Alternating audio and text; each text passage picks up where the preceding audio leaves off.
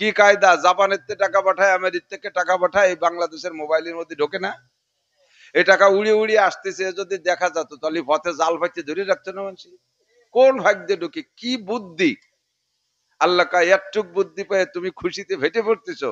তুমি জেনে রাখো, আমা উতিতু মিনাল ইলমি ইল্লা কালিল, আমার মহা এলেমের সাগর থেকে তোমাকে অতি সামান্য একটু দেয়া হয়েছে। মাঝে মাঝে বলি, সূরা কাহফের ভিতরে আজীব আজীব কয়েকটা ঘটনা, তন্মধ্যে হযরত মুসা আর খিজির আলাইহিমুস সালাতু ওয়াস সালামের ঘটনা খুব আজীব আশ্চর্য ঘটনা। মুসা আলাইহিস সালাম একবার 6 লক্ষ বনি ইসরাইল ওনার উম্মত নিয়ে ওয়াজ করতেছে। উনি তৌরাতের হাফেজ, কুরআন শরীফ 30 পারা আর তৌরাত 1000 পারা, বলি না সুবহানাল্লাহ। 1000 পারা তৌরাত। কুরআন শরীফের এক এক পারায় কয় আয়াত? সব পারায় সমান আয়াত না, বেশ কম আছে, সব মিলাইয়া 6666, এটুকু আমরা বলি। আর তৌরাতের এক এক পারায় এক এক হাজার আয়াত, 10 লক্ষ আয়াত বিশিষ্ট তৌরাত কিতাব, 10 লক্ষ আয়াত। তো 10 লক্ষ আয়াতের হাফেজ ইনি যদি বয়ানে বসে, তাহলে কি পরিমাণ এলেম তার বয়ানের ভিতরে বের হয়। একেবারে দ্বিধার সে বয়ান করতেছে আর আয়াত দিয়ে দিয়ে দলিল দিচ্ছে। উম্মতের মধ্যে একজন খুশিতে জজবায় বলে ফেলাইছে, ইয়া মুসা মান হুয়া আলামু ফিদ দুনিয়া মা সাওয়াল্লাহ, মুসা আপনার সে বড় আলেম কি দুনিয়া আর আছে আল্লাহর দুনিয়ায়? কে সবচেয়ে বড় আলেম জগতে? মুসা আলাইহিস সালাম বলেন, আনা আলামু ফিদ দুনিয়া মা সাওয়াল্লাহ, এই দুনিয়ায় আল্লাহর সৃষ্টির ভিতরে সবচেয়ে বড় আলেম আমি। মুসা আলাইহিস সালাম বলে ফেলাইছে। আল্লাহ পাক রব্বুল আলামিন যে যেমন ব্যক্তি তাকে কিন্তু সেভাবেই শিক্ষা দেয়। আরবিতে বলে হাসানাতুল আবরার সাইয়্যাতুল মুকাররাবিন। একটা কাজ সাধারণ পাবলিকে করলে ইবাদত হবে, আর ওই কাজটা বড়রা যোগ্য আল্লাহর মকবুল ওলি আল্লাহ বান্দা যারা, তারা ওই কাজটা করলে ইবাদত হবে না। সাধারণ পাবলিকে করলে ওটা প্রশংসিত কাজ, অতটুক কাজ আলেম উলামা করলে আল্লাহ খুশি হয় না। যেমন আপনারা সাধারণ পাবলিক যারা আছেন তারা সুযোগ পাচ্ছেন, আপনারা যদি সারা জীবন ভরে কোনোদিনও তাহাজ্জুদের নামাজ না পড়েন, এক্সট্রা কাওয়াবিন না পড়েন, কিয়ামতে আপনাদের জান্নাতে যাইতে 1 সেকেন্ডও দেরি হবে না যদি শুধু দৈনন্দিন 5 ওয়াক্ত নামাজ ফরজ মোটা মোটা ইবাদত গুলো আপনারা করেন, তাতে আপনারা জান্নাতি। শেখ সাদি রহমাতুল্লাহ আলাইহি বলেন, আমি ইউনাদা পরিশা রোজগার বেজে দানিশমন্দ না পরহেজগার। সাধারণ পাবলিক দৈনন্দিন ফরজ গুলো পালন করা ওই ব্যক্তি আল্লাহর কাছে অত প্রিয়। একজন বড় আলেম যদি বড় আলেম যদি অট্টুক কাজ করে, সে আল্লাহর কাছে অত প্রিয় হতে পারে না। তাফসীরে মারিফুল কুরআনের ভিতরে মুফতি শফি সাহেব রহমাতুল্লাহ আলাইহি লেখেন, आलेम अगर तहज्जुद ना पढ़े, ख्याल कर सुनें, आलेम अगर तहज्जुद ना पढ़े तो आलेम दरकिनार वो मुसलमान ही नहीं रहेगा। आलेमरा यदि तहज्जुदेर नामाज ना पढ़े, आलेमरा यदि तहज्जुदेर नामाज ना पढ़े, तो आलेम तो दूरेर कथा मुसलमान ही थाके ना। অথচ এই ঘোষণা সাধারণ পাবলিকের জন্য না। যে যেমন ব্যক্তি তাকে সেভাবে আল্লাহ তাআলা শিক্ষা দেয়। আমরা সামনে কোনো কাজ করব, এর জন্য আমরা কি বলবো? ইনশাআল্লাহ। কি বলবো? কোরআন শরীফের শিক্ষা হয় সূরা কাহফের ভিতরে, ওয়ালা তাকুলান্না লিশাইইন ইন্নী ফাইলুন যালিকা গাদা ইল্লা আইয়াশা আল্লাহ। সামনে কোনো কাজ করবা, এইটার জন্য তুমি ইনশাআল্লাহ বলবা, ইনশাআল্লাহ ছাড়া বলবা না। আমি এটা করব, ওটা করব, সেটা করব, আমার এইবার ভোট দিয়ে দেখেন কি করে ছেড়ে দেই। আমরা রাস্তাঘাটে খাল বানায় দেবো, 12 মাস কাল নৌকো বেয়ে বেড়াবেন, আসমান ভেঙে জমিনে নামাবো, লাঠির মধ্যে মুগুর ভরবো, আমার পরিচয় গরিব দুঃখীর দরজায় পাবেন, একবারও ইনশাআল্লাহ কয় না। সব উনি করে দেয়, ঠিক না?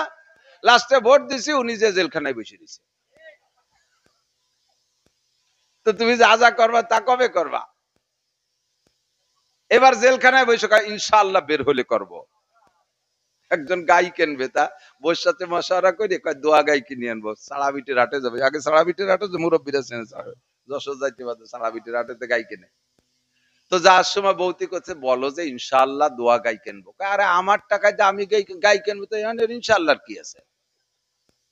কয় আটে বাজারে পকেট মার আছে। কয় টাকা যে জায়গা থুইছি পকেট মার কেন? ওর বাপও যাবে না সে জায়গা। নিচে পড়ছি ফুল প্যান্ট, তার নিচে পড়ছি জাঙ্গিয়ে, তার উপরে পড়ছি লুঙ্গি।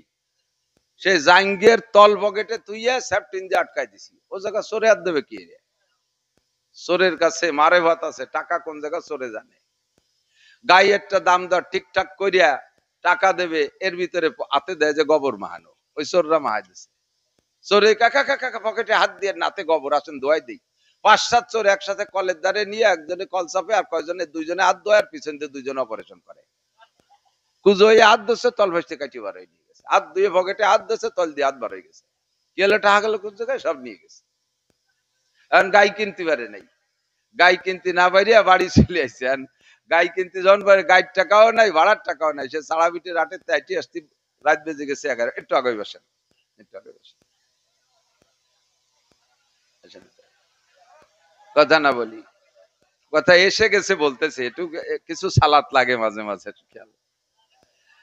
বসেন, বসি, তাড়াতাড়ি বসে পড়ি। তো ওই লোক বাড়ি আইসা এবার রাত 11টা-12টা বাজে গেছে। এখন লজ্জাতে তো বোর সাথে দেখা হচ্ছে, লজ্জা লাগতেছে। বাইরে আইসে দরজা খটখটাচ্ছে, বৌতি কয় কে? এখন কয় ইনশাআল্লাহ আমি। ইনশাআল্লাহ কি খবর? গাই কয় ইনশাআল্লাহ কিনি নেই। কেন কেনে না? কয় ইনশাআল্লাহ টাকা চলে নিয়ে গেছে। এখন সব জায়গায় ইনশাআল্লাহ, সময় মতো ইনশাআল্লাহ কইলে এখন আর চোরে টাকা নিত না, টাকার দায়িত্ব কার হাতে যেত? আল্লাহ পাকের দায়িত্ব। কখনো কোনো কাজ সামনে ইনশাআল্লাহ ছাড়া বলবো আমি কিছুই পারি না, আমি কিছুই।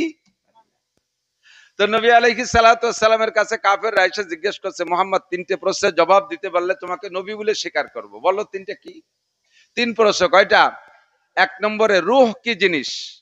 আমাদের রূহ আছে না, এটা কি জিনিস? 2 নম্বরে ইস্কান্দার জুলকারনাইন কে? কথা না বলি। 3 নম্বরে আসহাবে কাহাফ কারা? 3টে প্রশ্ন করেছে। তারা জানে যে এই 3 প্রশ্নের জবাব কোন নবী রাসূল ছাড়া দিতে পারবে না। তো যদি ইনি জবাব দিতে পারে তাহলে নবী হিসেবে মেনে নেওয়া যাবে। তো হুজুর সত্যি ওই দিন পর্যন্ত জানেন না, হুজুর বলেন আগামীকাল বলবো। হুজুর ইনশাআল্লাহ বলতে ভুলে গেছে। হুজুর জানে যে জিবরাইল তো প্রত্যেকদিন আসে, আগামীকাল আসবে শুনে বলবো। কিন্তু যেহেতু ইনশাআল্লাহ বলে নাই, যদিও ইনশাআল্লাহ বলেন নাই নবী, তো নবী তো আল্লাহর পক্ষ থেকে পাওয়া সংবাদ দিয়ে কাফেরদের কাছে কথাটা বলতে পারলে কাফের কলেমা পড়ে মুসলমান হবে, এটা আল্লাহর উদ্দেশ্য পূরণ হবে, নবীর নবুয়তিতে সহযোগিতা হবে।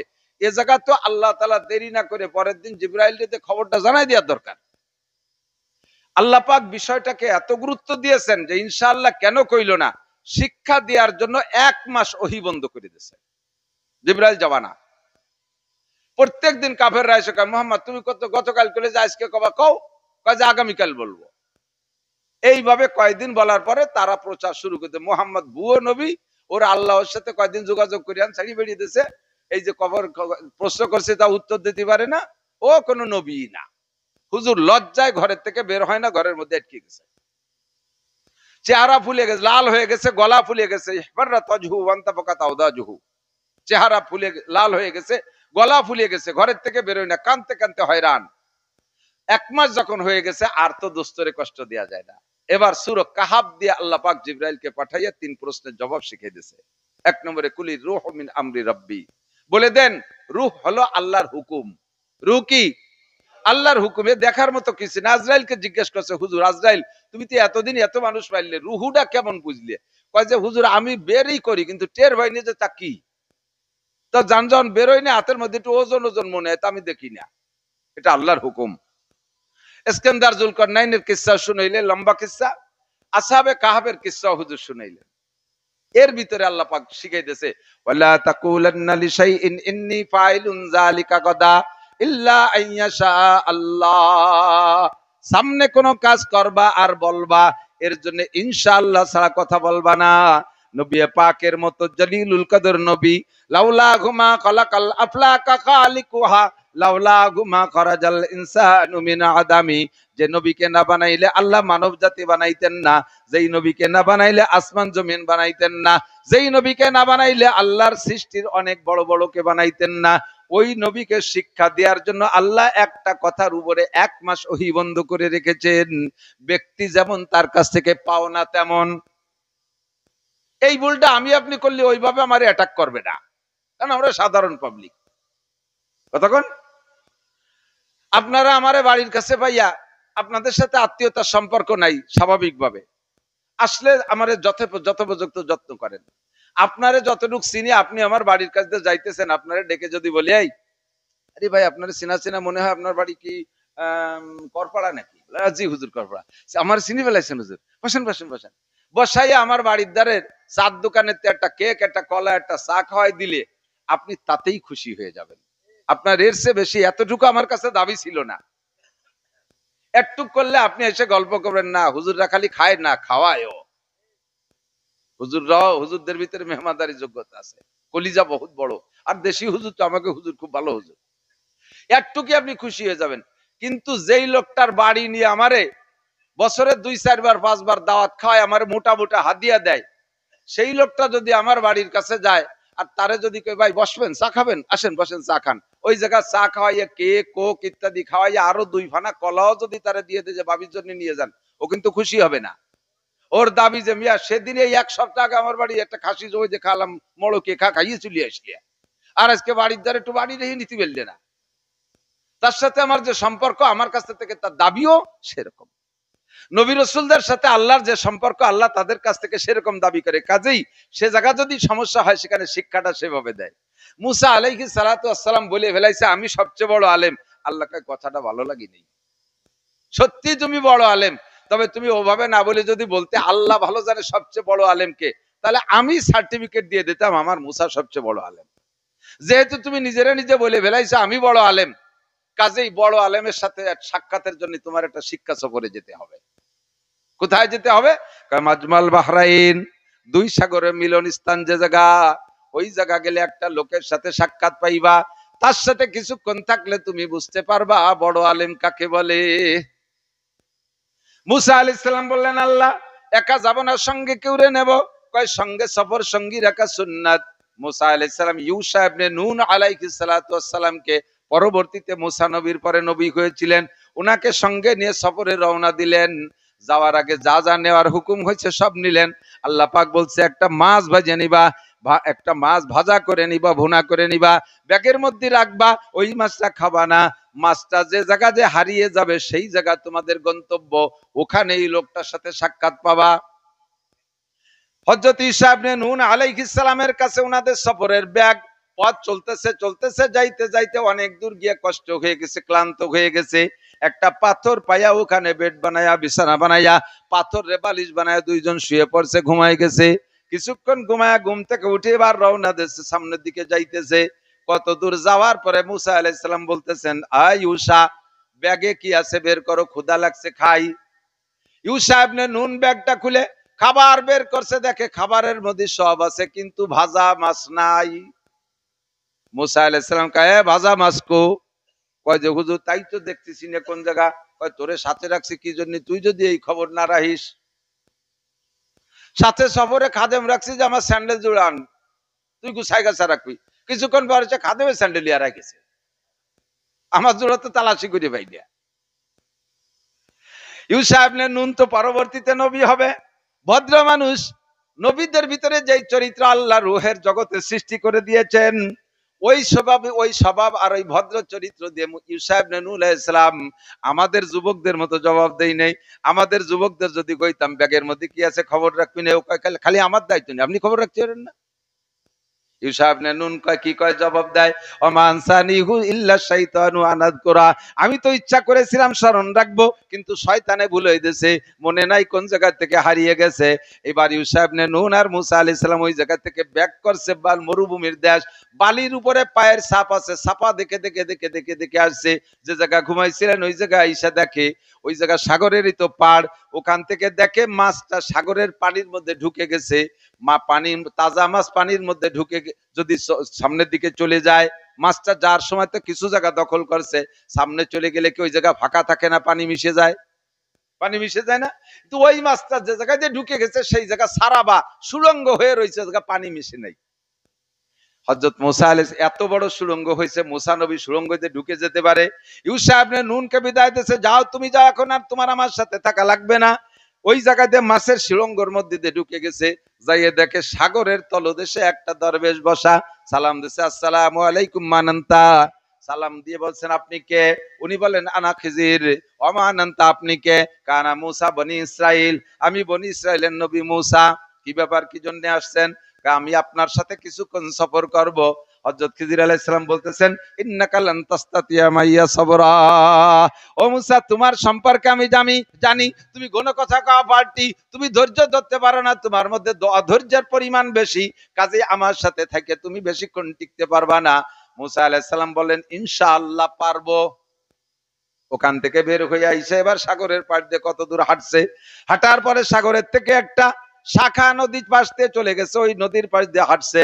এবার নদীটা পার হয়ে ওপার যার প্রয়োজন আছে, নৌকায় উঠবে, খেয়া আছে, খেয়াওয়ালা দুই দরবেশ বুজুর্গ, দুইজন নবী ভালো মানুষ দেখা খেয়াওয়ালাই আগে থেকে কন্ট্যাক্ট করছে, পার হবেন তবে পয়সা দিতে পারবেন না, পার হবেন পয়সা দিতে। কাজটা ভালো না মন্দ? ভালো কথা না? পার হবেন পয়সা দেবেন না। শুনে মুসা আলাইহিস সালাম বলে, আশ্চর্য, এত বড় নদী পার হবো, এতে পয়সা নেবে না? লোকটা তো অত্যন্ত ধার্মিক ভদ্রলোক। দুইজন নৌকায় উঠছে, নৌকায় উঠার পরে মাঝ নদীতে যে দেখে, যে কথাটা বলবো সামনে বেশি আর বলবো না, পিছনে চলে আসবো।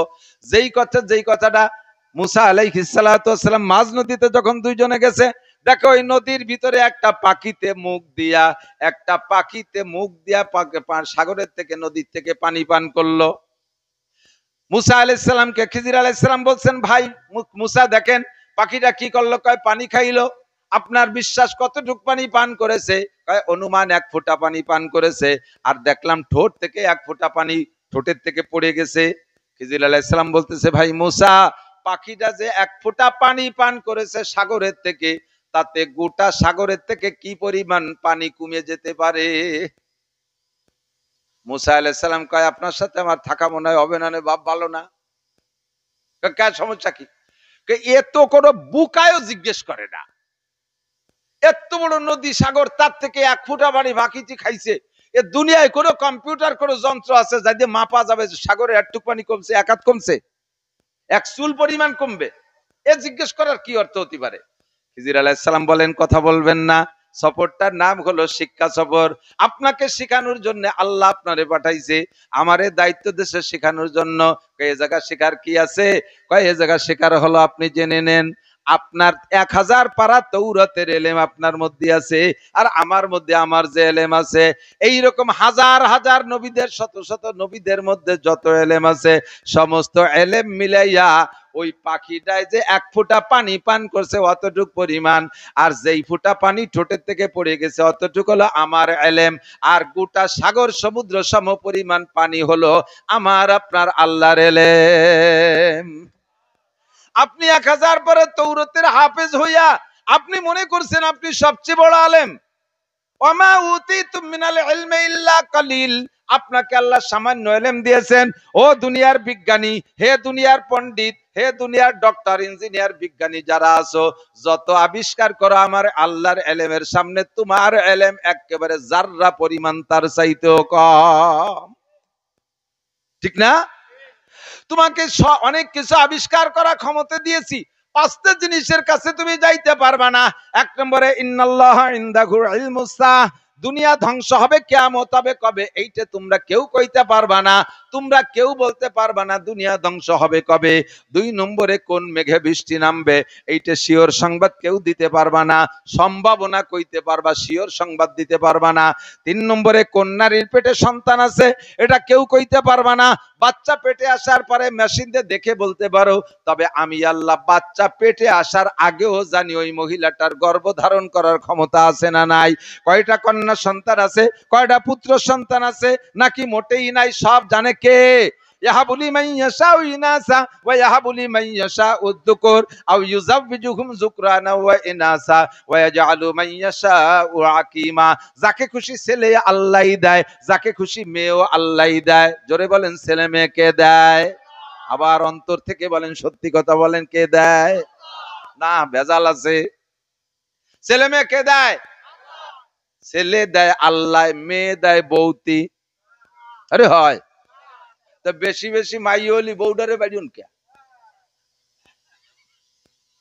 মাইয়া যদি আল্লাহরই হাত হয় তা বউ মারেন কে?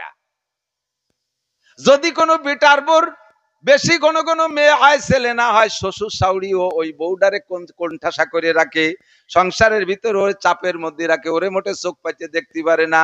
সন্তান হইলে পুত্র সন্তান হইলে বাপের চাইতে মা খুশি হয় বেশি, কারণ সব সন্তানের ভিতরে সন্তান দুই প্রকার, কন্যা আর পুত্র।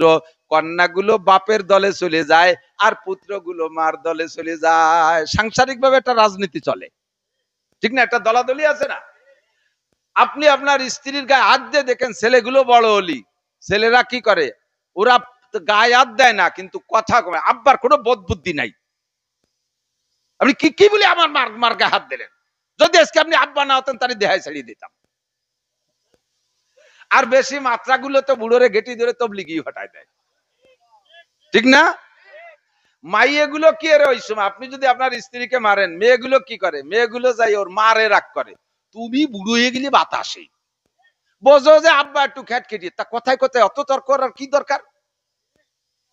ওরা চলে যায় বাপের দলে আর ছেলেরা চলে যায় মার দলে। সেই মাইয়ে বেশি হওয়ার কারণে তুমি আবার বউরে টর্চারিং করো, তাহলে তোমার ইমান নাই। সন্তান যে আল্লাহ দেয় এ কথা খালি মুখে কয়, এ কথা তোমার অন্তরের কথা না, ঠিক কিনা? ইয়াহাবুলি মাইয়াশাউ ইনাসা ওয়া ইয়াহাবুলি মাইয়াশাউ যুকুর, যাকে খুশি ছেলে আল্লাহই দেয়, যাকে খুশি মেয়েও আল্লাহই দেয়। তবে এক জায়গায় একটু ওয়াজ করে যাই, খেয়াল করেন। আল্লাহর নবী বলেন, যাকে আল্লাহ তাআলা পর পর তিনটে কন্যা সন্তান দান করে, আল্লামাহুন্না ওয়া আদ্দাবাহুন্না, আর মেয়েগুলোকে দ্বীনি ইলম শিক্ষা দেয়, আদব আর ভদ্রতা শিক্ষা দেয়। এরপরে সুম্মা যাওয়াজাহুন্না, এরপরে মেয়েগুলোকে দেখে শুনে ভালো পাত্রের সাথে বিবাহ দিয়া পরের বাড়ি পাঠাইয়া দেয়। ফুতিহাত লাহু আবওয়াবুল জান্নাহ, এইরকম আব্বার জন্য জান্নাতের 8টা দরজা খোলা। কোন হাদিসের মধ্যে আসে নাই পরপর 3টে পুত্র সন্তান হইলে এই ফজিলাত। এই ফজিলাত হুজুর বলেছেন কন্যা সন্তানদের ব্যাপারে। ছেলেও দেয় আল্লাহ, মেয়েও দেয় আল্লাহ। আবার অনেকে কিছুই দেয় না, বাজা বানায় দেয়। আবার কেউ রে ছেলেদের মেয়েদের জোড়া জোড়া দেয়। কি পরিমাণ হবে? বাচ্চা পেটে আসার পরে তোমরা কম্পিউটার দিয়ে দেখে বলো, এইটার নাম গায়েব বলা না। আমার আল্লাহ জানে, বাচ্চা পেটে আসার আগেও জানে কি হবে কি হবে না, ঠিক না? যদি এইটা আল্লাহ জানায় দিত আগেতেই, মেয়েদের জন্মের সাথে সাথে তাদের ভিটি টিটি কোনো জায়গায় লিখে দিত যে তোমার 3টে মাইয়া 5টা সাল হবে, এরকম যদি লেখালেখি হতো, তাহলে যাদের খালি মেয়ে হবে তাকে গায়ে লেখা থাকতো তোমার 7টা মাই হবে। এই গায়ে যদি কোনো মহিলার গায়ে লেখা থাকতো যে তোমার 7টা মাই হবে, তাহলে ওই মেয়েটারে কেউ বিয়ে হতো? খালি ভাটির বাচ্চা হবে, বাড়ি নিয়ে লাভ নাই, ঠিক কি ঠিক না? যদি কোনো মেয়ে বাজা হবে, ছেলে মেয়ে হবে না, এ যদি তার গায়ে লেখা থাকতো, তাহলে কি ওই মেয়েটার বিয়ে হতো? এজন্য আল্লাহ তাআলা তার মারেফাত ভিতরে রাখা, গোপন রাখা, এটা জানতে দেয় নাই। 4 নম্বরে ওয়ামা তাদরি নাফসুম মাযা তাকসিবু গাদা, একটু পরে কে কি ইনকাম করবা, কে কি কামাই করবা, কে কি খাইবা, কেউ কইতে পারবা না। সামনের পর দামি দামি নিজের করা বাজারের দামি দামি মাছ গোছ রান্না হয়ে গেছে, প্লেটে মাখা এনেছেন, লুকমা মুখে দেবেন, এর মধ্যে শুনছেন আর্মিতে বাড়ি ঘিরে ফেলাইছে, আপনি আমলিগির একজন মোটামুটি নেতা, আর কি ভাত গালে যাবে? প্লেট ফেলায় ছুঁয়ে পিছনের দরজা খুলে পায়খানা ছাদের মধ্যে লাভ দিয়ে কোচড়ির মধ্যে পড়ে ডুবো, ওই পাশে উঠে 3 খাল সাঁতরাইয়ে পার হইয়ে বিলির মধ্যে দিয়ে যাই একেবারে বলা করে যাই উঠবে, ঠিক না? সেই বাড়ি যাই হাবাতি হাবাতি ছোট বুন্ডি বুন্ডি ভান্তা পানি আসে নিচে দিয়ে, অথচ বাড়ি 7-8 প্রকারের রান্না করছেন, আপনার বাজার খাতি পারলেন না। এ রুজিতে আসে না নাই কে জানে? একটু পরে কে কি খাইবেন আর কে কি ইনকাম করবেন কেউ কইতে পারবেন না।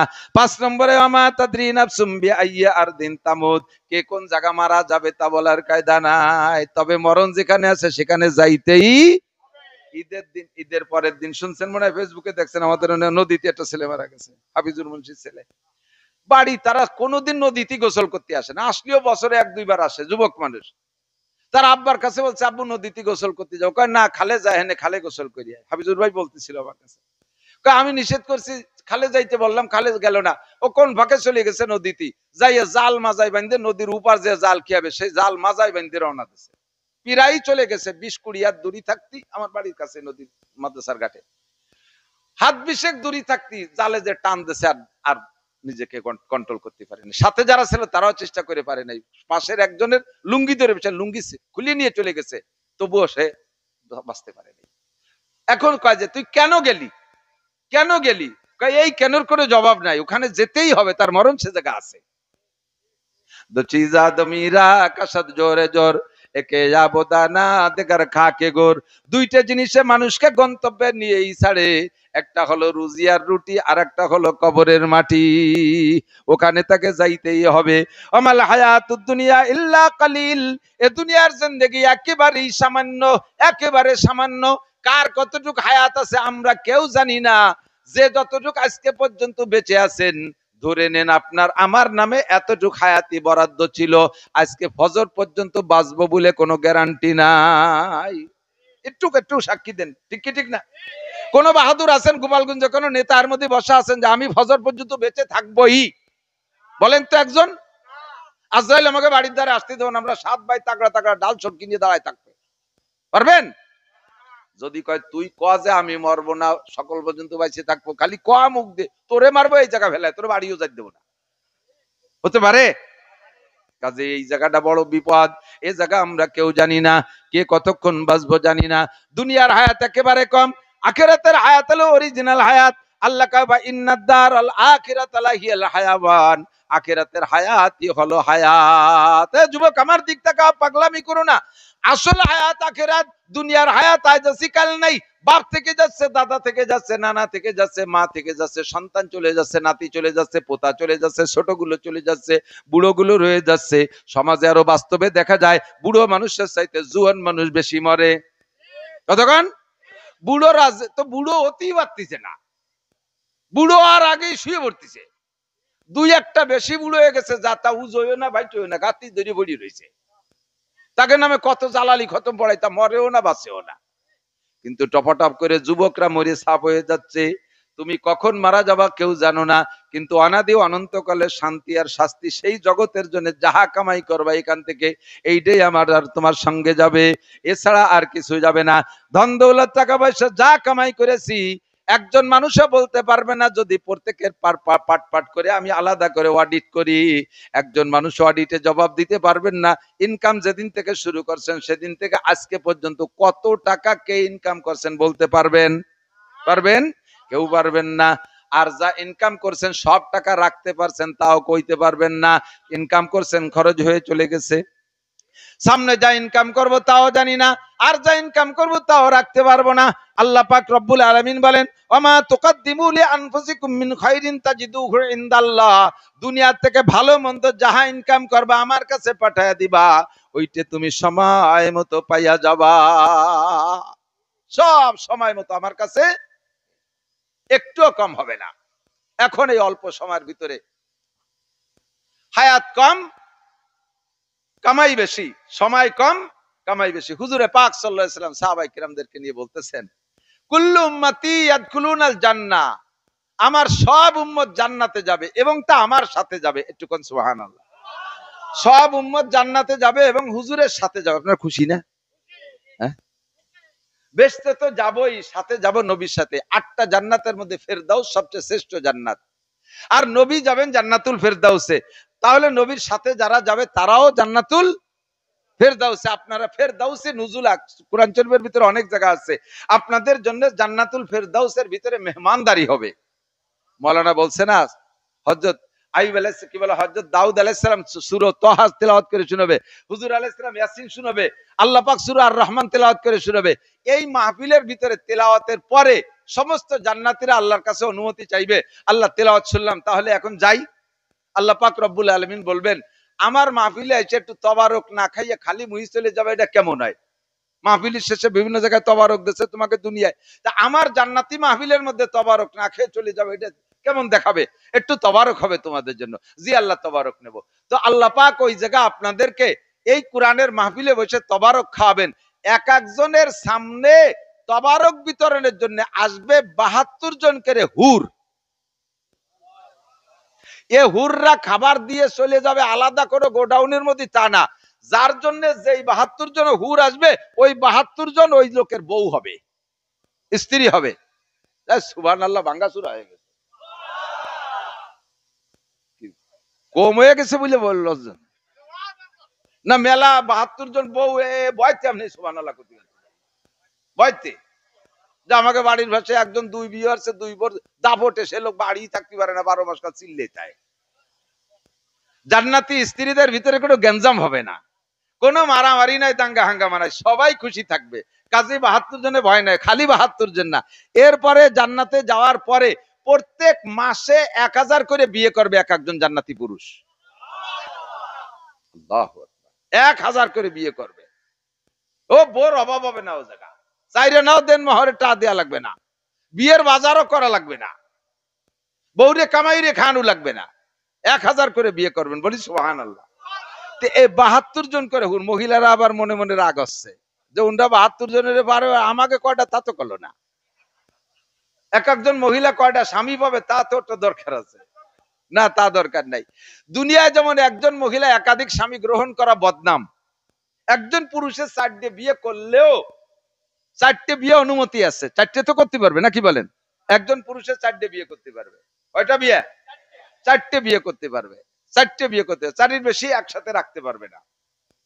তো মহিলারা যত বড় শক্তিশালী তসলিমা নাসরিন হোক আর আন্তর্জাতিক খ্যাতি সম্পন্ন কোন নুচ্ছ মহিলা হোক, শরিয়াতে, ইসলামী শরিয়াতে কি তাকে একাধিক স্বামী গ্রহণ করার অনুমতি আছে? আছে।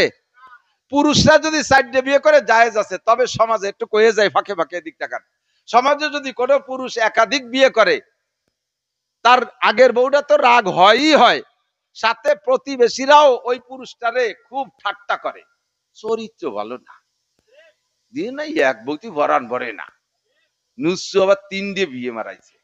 এই বাংলায় কয় না এগুলো, কয় না? একাধিক 4টে বিয়ে করিয়া স্ত্রী হিসেবে ব্যবহার করা হারাম না হালাল?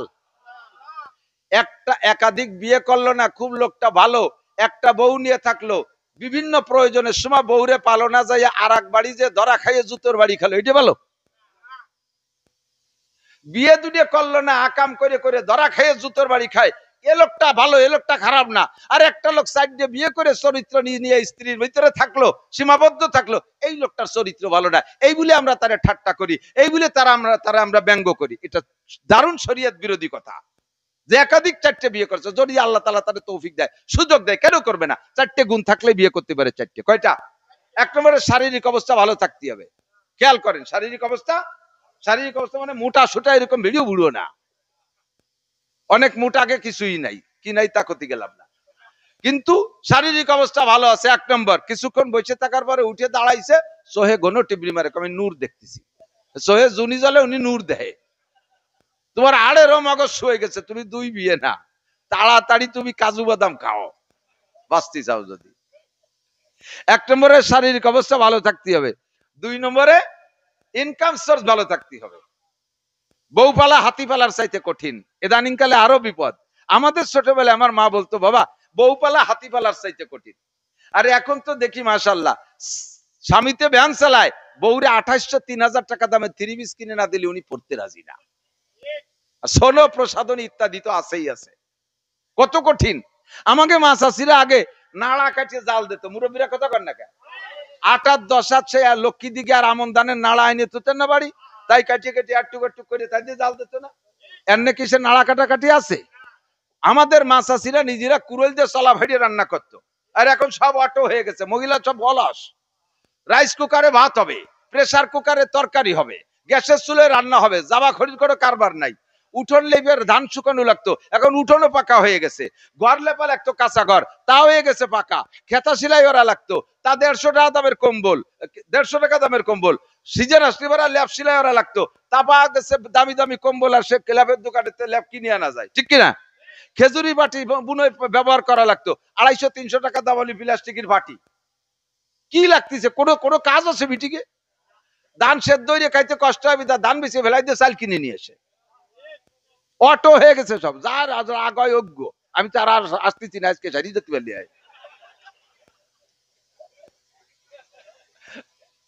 বাস্তব যেটা, সত্য কথা বলেন, সর্বদিক দিয়ে রিটায়ার্ড হয়ে গেছে সাংসারিক কাজ কাম থেকে। পাতা সুরা নাই, লাকড়ি গুছানো নাই, চুলোয় জাল দেওয়া নাই, গরম কিছু করার করি নাই। সব শীতকাল আসলে আগে মাছাছিরাও মুড়ি বাঁচতো না, মুড়ি না আগে হলে উড়ুম বাঁচতো, ঠিক আছে না? নাই এই আমের গুণ আসলে আমের সময় একবার উড়ুম বাঁচতো, উড়ুম বাজাবাজি আছে।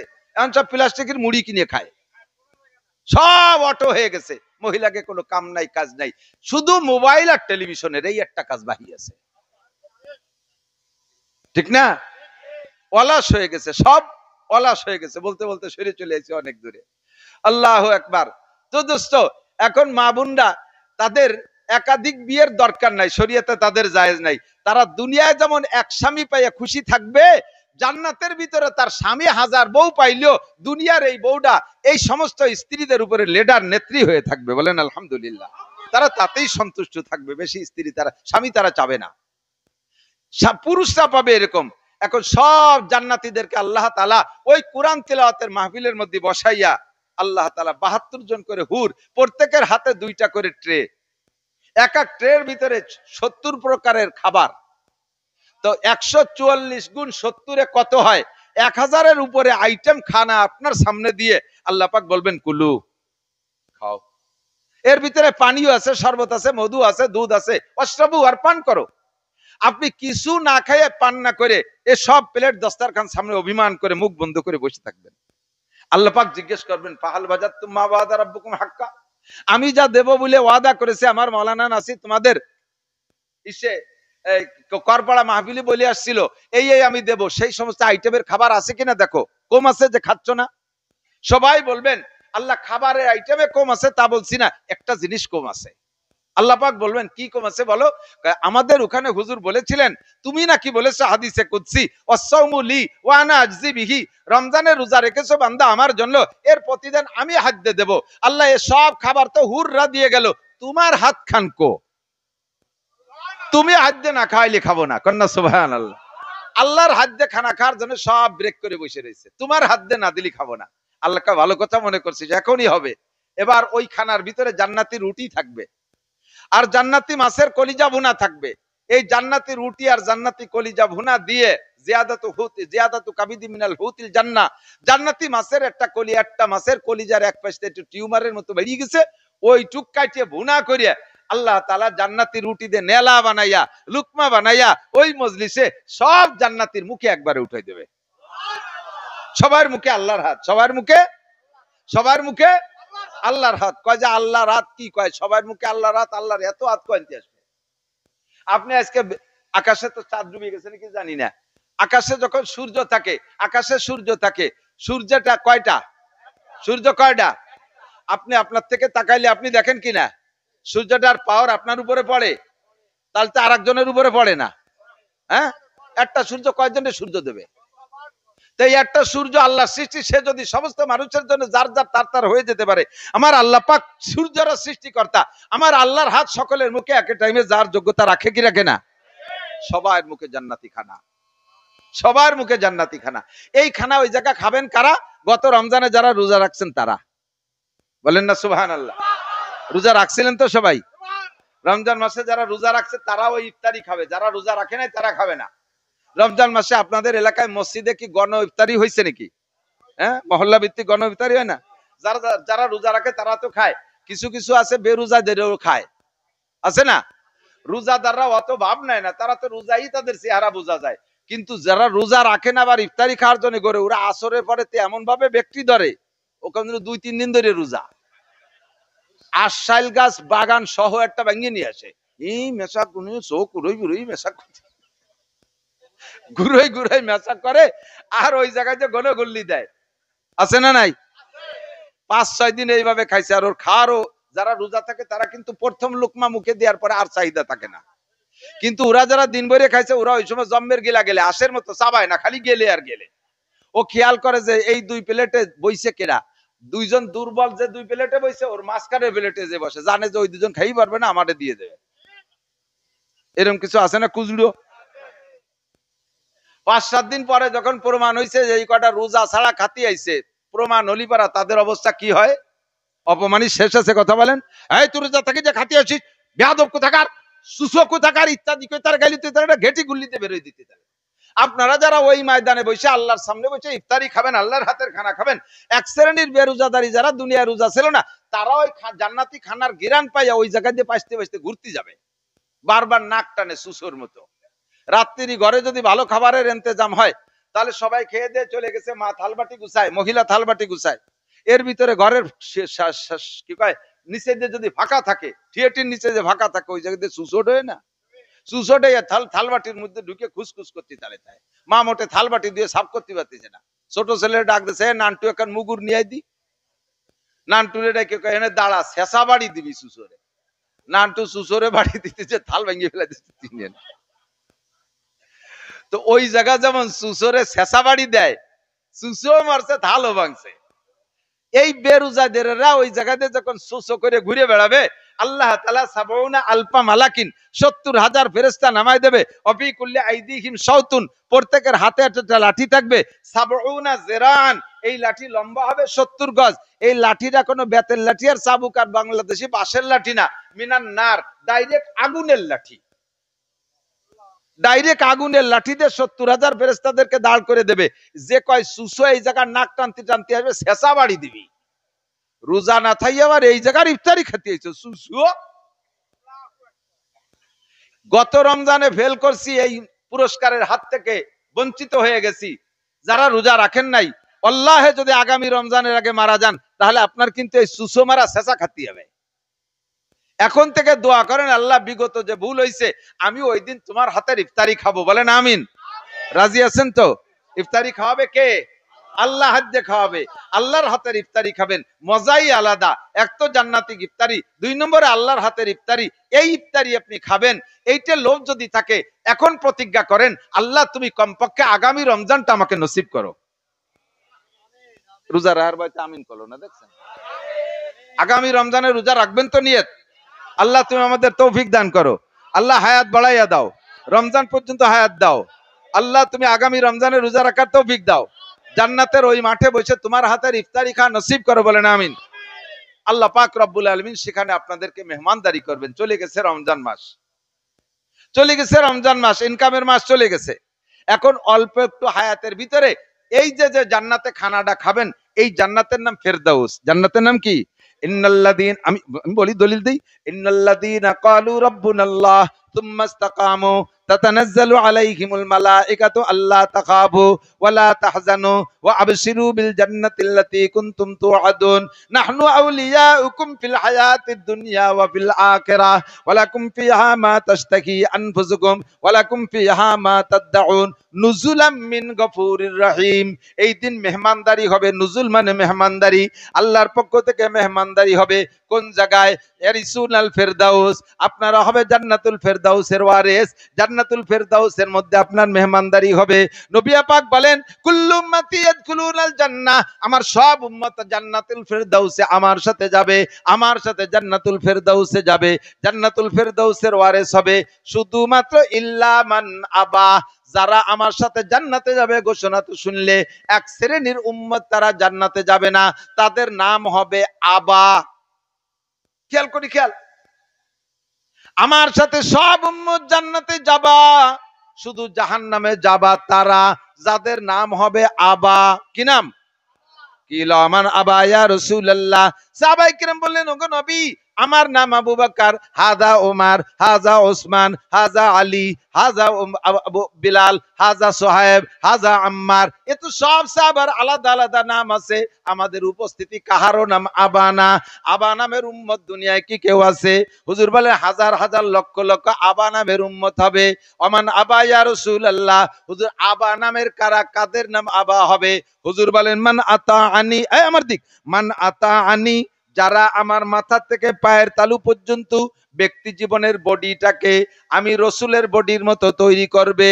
আমার বডির সাথে তার বডির মিল, আমার চুলের সাথে চুলের মিল, আমার দাড়ির সাথে দাড়ির মিল, আমার মোছের সাথে মোছের মিল, আমার পাগড়ির সাথে পাগড়ির মিল, আমার টুপির সাথে টুপির মিল, আমার পোশাকের সাথে তার পোশাকের মিল। এইভাবে বডিটাকে ১ নম্বরে সাজাইবে, বডির ভিতরে ইসলাম তৈরি করবে। ২ নম্বরে আমার পরিবারের মতো পরিবার বানাবে। আমার বউ বাচ্চা, কখনো আমার মেয়েরা যায় না মার্কেট করতে, তোমার বউ বাচ্চা গোপালগঞ্জ মার্কেট করতে যাইতে পারবে না। আমার বউ বাচ্চা বেপর্দা করে না, তোমার বউ বাচ্চা বেপর্দা করতে পারবে না।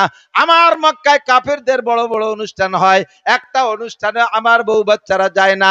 তোমার পরিবারও হিন্দুদের কোন অনুষ্ঠানে যাবে না, দুর্গা পূজায় যাবে না, লক্ষ্মী পূজায় যাবে না, সরস্বতী পূজায় যাবে না, কালী পূজায় যাবে না, ওড়াকান্দি যাবে না, হিন্দুদের কোনো মেলায় যাবে না, দুনিয়ার কোনো নোংরা আড্ডায় যাবে না। আমার পরিবার নামাজি, তোমার পরিবার নামাজি হতে হবে। এমন করে পরিবারটা আমার সাথে মিল করাইতে হবে। ২ নম্বরে আমার অর্থনীতির সাথে তোমার অর্থনীতির মিল হবে। ৩ নম্বর, আমি সুদ খাই না, তুমি খাবা না, আমি ঘুষ খাই না, তুমি খাবা না, আমি চুরি করি না, তুমি করবা না, আমি ডাকাতি করি না, তুমিও করবা না, আমি গাঁজা বেচা টাকা খাই না, এবা বেচা টাকা খাই না, আমি হিরোইন বেচা টাকা খাই না, আমি আলঠেলা জমির ফসল খাই না, আমি পরের জমি জাল দলিল করি না, আমি টন মারিয়ে খাই না, আমি মন মারিয়ে খাই না, আমি রাস্তার কন্ট্রাক্টরি মাল মারিয়ে দিয়ে ওই রাস্তাকে দুর্বল বানাইয়া ওখান থেকে আমি হারাম কামাই করে খাই না। আমার অর্থনীতি যেমন স্বচ্ছ, তোমার অর্থনীতি যদি তেমন স্বচ্ছ হয়, তাহলে তুমি হবা আমার সাথে জান্নাতুল ফেরদাউসের বাসিন্দা। 4 নম্বরে আমার সামাজিক অবস্থা যেমন তোমার সামাজিক অবস্থা তেমন হবে। আমি একজন সমাজপতি, আমার নবী কিন্তু সমাজপতি, কথা বলেন। আমার নবী সমাজের মাতুব্বার, বেইনসাফি কোনো বিচার নবী করেন নাই, উল্টো পাল্টা কোনো ঘুষ খায়া নবী বিচার করেন নাই। ও সমাজের মাতুব্বার, আমার দিক সমাজের মাতুব্বার যারা আছেন, যারা যতটুকের মাতুব্বারি করেন, আমার কানে আসে শুধু কোর্ট কাছারির বিচারকদের সম্পর্কে আমরা তাদের সম্পর্কে অপবাদ দেই, তারা ঘুষ খেয়ে ভুল বিচার করে। আরে সমাজেও এক শ্রেণীর মাতুব্বার আছে, সালিশ করে, তারাও ঘুষ খায়া উল্টো পাল্টা বিচার করে, কি করে না? আছে না নাই? অপরাধীকে ঘুষ খাইয়া বাঁচাইয়া দেয়। এরকম ঘুষখোর যারা আছো, সাবধান হয়ে যাও। কুল্লুক, আল্লাহ নবী বলেন, আল্লাহ নবী সাল্লাল্লাহু আলাইহি ওয়াসাল্লাম বলেন, কুল্লুকুম রাঈন ওয়া কুল্লুকুম মাসউলুন আন রাইয়াতিহি। তোমরা সকলে রাখাল। রাই মানে রাখাল। রাখাল কাকে বলে? গরু, ছাগল, উট, দুম্বা, ভেড়া, ঘোড়া, গাধা যারা চড়ায় তাদেরকে রাখাল বলে। মালিকের রাখালের কাছে যে কয়টা পশু দিয়ে ঘাস খাওয়াইতে পাঠায়, সন্ধ্যাকালে বা সপ্তাহ শেষে বা দিনের শেষে সব কয়টা প্রাণীকে হিসাব নিয়ে নেয়। কয়টা দিছিলাম তোমার কাছে, সবগুলো আনছো কিনা হিসাব নেয় কি নেয় না? হিসাব নেয়। নবী পাক বলেন, কুল্লুকুম রাঈন, তোমরা সকলে রাখাল। যাকে যতটুকুর রাখালির দায়িত্ব দেওয়া হয়েছে, কিয়ামতের ময়দানে আল্লাহ পাকের সামনে তাকে ততটুক রাখালির জবাব দেওয়া লাগবে। তোমার ফ্যামিলির সদস্য 7 জন, 7 জনের হিসাব দিয়ে যাও। তুমি মেম্বার, তুমি ওয়ার্ডের দায়িত্ব নেছো, নিজেকে নিজে যোগ্য মনে কইরা নিজে প্রার্থী সাজে তুমি দায়িত্ব নেছো। জনগণ তোমাকে ভোট দিয়েছে, তোমার এই ওয়ার্ডের জনগণের হিসাব দাও। কে খাইলো আর না খাইলো, কে পড়লো আর না পড়লো, কে মাল পাইলো আর না পাইলো। মেম্বার, তোমার বাড়ি যার রাস্তাটা পাকা বানায় নেছো, ভোটারের বাড়ি যার রাস্তা কেন বানায় দাও নাই?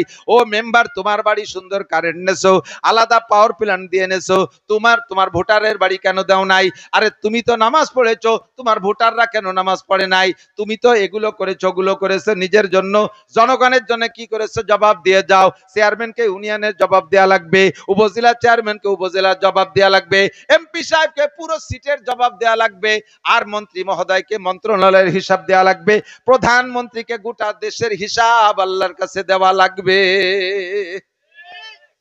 আমার বাবারা, ছেলে কি করে, মেয়ে কি করে খবর রাখেন না। রাস্তা দিয়ে ঈদের সময় দেখছি, গতকালকে গেছি ঢাকায় মাহফিলে, পদ্মার সরের উপর দিয়ে আরে কপাল, কি পরিমাণ যে বুজুর্গারে দিন আল্লাহ বিল্লে করতেছে বসে বসে। দুইজন জায়গায় বসে বসে একেবারে কবুতরের বাচ্চায় যেমন খাওয়ায় না মুই, এরকম কবুতরের আদার খাওয়ানোর মতো খাওয়াচ্ছে বসে বসে। আমি মনে হচ্ছে ওরা সুরো ভাতে মস্ক করতেছে। এই যে অর্ধ উলাঙ্গিনী আদা লেংটি মহিলাগুলো, এরা কি আসমান থেকে ডাইরেক্ট প্যাকেটে নাজিল হইছে, নাকি দুনিয়ার কোন আব্বার মেয়ে? কতক্ষণ? দুনিয়ার কোন আব্বার মেয়ে। ও আব্বা, তুমি মসজিদে বসে জিকির করো, মা তুমি ঘরে বোরকা পরে বসে আছো, তোমার অর্ধ উলাঙ্গিনী মেয়েটা রাস্তায়। নবী পাক বলেন, আমার পরিবারের মেয়েরা এমন চলাফেরা করে নাই, পরিবারটাকে আমার সাথে মিলাও। যদি আমার সাথে জান্নাতুল ফেরদাউসে ওই কোরআন তিলাওয়াতের মাহফিলে বইসা আল্লাহর হাতের ইফতারি খাইতে চাও, তাহলে পরিবারটাকে আমার সাথে মিলাও। 4 নম্বর। 5 নম্বরে, তোমার অর্থনীতি আমার অর্থনীতির সাথে মিলাও। 4 নম্বর। 5 নম্বরে, আমার রাজনীতির সাথে তোমার রাজনীতি মিলাও। আমরা গোপালগঞ্জের মানুষ 95%, 5% রাখছে আলাদা। বিভিন্ন দলে থাকতে পারে, যেহেতু গণতন্ত্রের দেশ, স্বাধীনতার দেশ, এ দেশে যার যার রাজনীতি করার অধিকার আছে না নাই? বাংলাদেশের সবগুলোকে বাড়ায় আমলিগ বানাবো, এই দায়িত্ব, এটা যদি হতো তাতে রাজনীতি থাকে না। সবাই আমলিগ হবে না, সবাই বিএনপি হবে না, যার খুশি সে তবে। তো যেহেতু আমাদের বঙ্গবন্ধুর গোপালগঞ্জ, আমাদের প্রধানমন্ত্রীর গোপালগঞ্জ, কাজে সেই সুবাদে এ জায়গায় 95% মানুষ আমলিগ করবে, এটাই স্বাভাবিক। 5% এদিক ওদিক থাকতে পারে, তবে আমলিগ করব।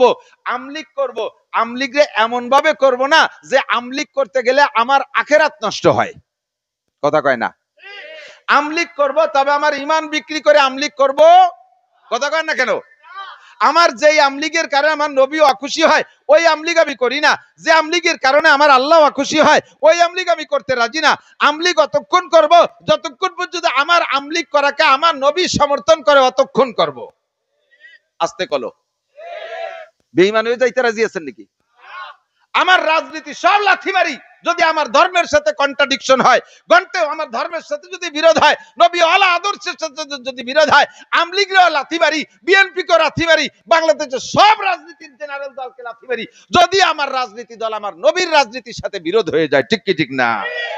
আমার নবীর রাজনীতির সাথে মিল করে আমি বলি, মাঝে মাঝে বলি যে তোমরা একদল আছো পাইকারি দরে আমলিগালাকে জাহান্নামে ফাটাই দিচ্ছ, যে আমলিগ হলি সেটা মুসলমান না, এই আকীদার এক শ্রেণীর মানুষ আছে। ওই দিক গেলি কয় যে আপনি কি মুসলমান না আমলিগ? চিন্তা হতে পারে। আমার বাড়ি গোপালগঞ্জ, আমি তো হুজুর, সব হুজুরকে এক দল বা যে কয় দলই থাক, কোনো না কোনো দলে তো আছি হুজুরকে দল। বাইরের ডিস্ট্রিক্টে মাহফিল করতে গেলে আমারে শুনেই শুনে কয় হুজুর আর ফাইলি না, গুফাইলি হুজুর নিয়েছে। এত হিংসা আমাদের। আমি বলি দেই, তুমি ফতোয়া দাও, একটা লোক আমলিক করে জীবন ভরে, লোকটার যদি মরণের সময় কলেমা নসিব হয় ওই লোকটা জান্নাতি হবে, এর মধ্যে কোনো সন্দেহ নাই। তো ওই লোকটা আমলিক করে মরার সময় যদি কলেমা পড়ে বেহেশতে যাইতে পারে, তাতে তোমার আমার হিংসার কি আছে? তুমি ফতোয়া দিয়ে তারা কাফের বানায় দিচ্ছ কেন? তুমি বড় পীরের মুরিদ আছো, অথচ মরার সময় যদি তোমার কলেমা নসিব না হয়, তাহলে তুমি যত বড় পীরের মুরিদ হওয়ার পীর হও না কেন, তুমি কিন্তু জাহান্নামী।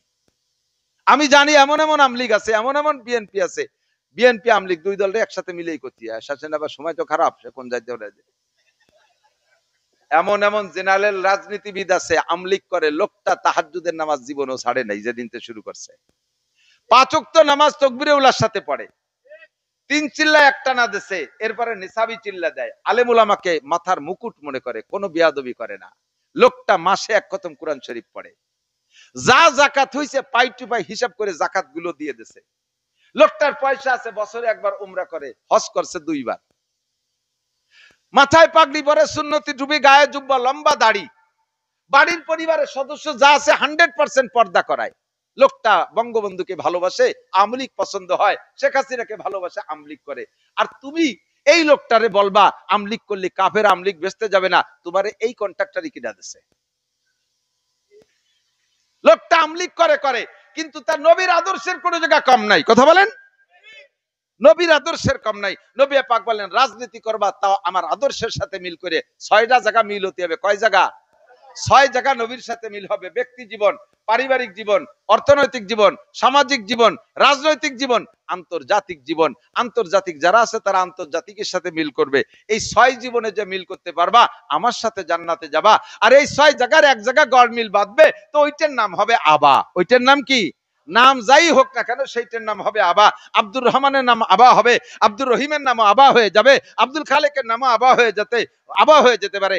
আমরা আবা নাম ধারণ করতে চাই না, আবা নামে নামই হতে চাই না। আমার যে নাম আছে এই নাম দিয়ে নবী পাকের উম্মত হিসেবে জান্নাতে যেতে চাই। কথা বলেন ঠিক ঠিক না? আমার গোটা জিন্দেগিকে নবীওয়ালা জিন্দেগির সাথে মিল করবো। হুজুর বলেন আমার সাথে তুমি জান্নাতুল ফেরদাউসে যাবা। এবার মান আতা আনি দাখালাল জান্নাহ, যে আমার সাথে আমার অনুকরণ করবে, অনুসরণ করবে, সে জান্নাতি হবে। মহিলাদের কথা মহিলারা সেটা নিয়ে নেবেন, পুরুষের কথা পুরুষরা নিয়ে নেবেন। আমরা নবী পাক সাল্লাল্লাহু আলাইহি সাল্লাম জামাতে নামাজ পড়েছেন। হুজুর নামাজ পড়ছেন কোথায়? খেয়াল করেন, হুজুর নামাজ পড়ছে কোন জায়গা? জামাতে। যেদিন থেকে নামাজের হুকুম হয়েছে, নামাজের সাথে একটা আয়াত আসছে, ওয়ারকাউ মা'আর রাকিঈন। কোরআন শরীফে আছে না? হাফেজ সাহেব রাখেন, ওয়ারকাউ মা'আর রাকিঈন, রুকুকারীদের সাথে রুকু করো। হুকুম কার? তাহলে রুকুকারীদের সাথে রুকু করতে গেলে নামাজটা জামাতে পড়া লাগে না?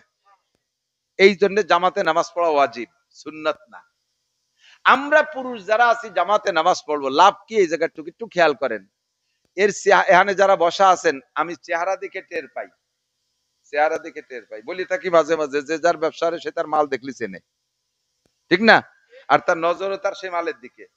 মুসির দোকানের সামনে দিয়ে আইটে যাবেন, ও জীবনে আপনার মুহির দিক তাকাবে না, পায়ে তাফার দিক তাকায় যে স্যান্ডেল ছেঁড়া আছে নাকি, ঠিক না?